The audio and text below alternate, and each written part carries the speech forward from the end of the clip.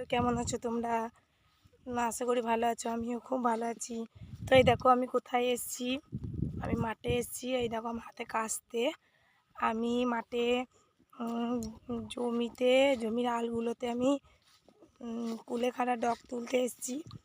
তো আমার শরীরটা খুবই খারাপ, আবার আমার মায়ের শরীরটা খুবই খারাপ।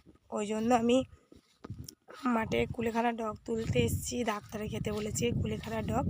তোমরা কে কে চেনো আমাকে প্লিজ কমেন্টে জানিও। তা তোমাদেরকে আমি দেখাবো কুলেখাড়া ডগ। তা এই দেখো আমি মাঠে তুলছি। এই দেখো কুলেখাড়া ডগ। তোমরা কে কে চেনো আমাকে প্লিজ কমেন্টে জানিও। আর এগুলো আমরা খাবো, সেদ্ধ করেও খাওয়া যায়। অনেকে সেদ্ধ করে খায়, আবার অনেকে এমনি শিলে ছেঁচে খায়, আবার অনেকে খায় এমনি ভালো করে পাতাগুলো ধুয়ে মুখে ভরে চিবিয়ে খায়। তো আমি এসেছি আর আমার সঙ্গে আমার বোন এসছে।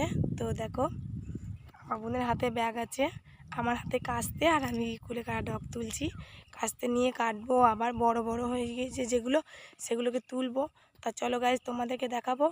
তোমরা দেখো কেমন লাগলো, পুরো মাঠটাকে দেখো, সবুজে সবুজ, এত সুন্দর লাগছে না কি বলবো। কতদিন পর মাঠে এসেছি, এই প্রায় 7 বছর পর আমি মাঠে এসেছি। তো মাঠে এসে আমার আজকে খুবই ভালো লাগছে।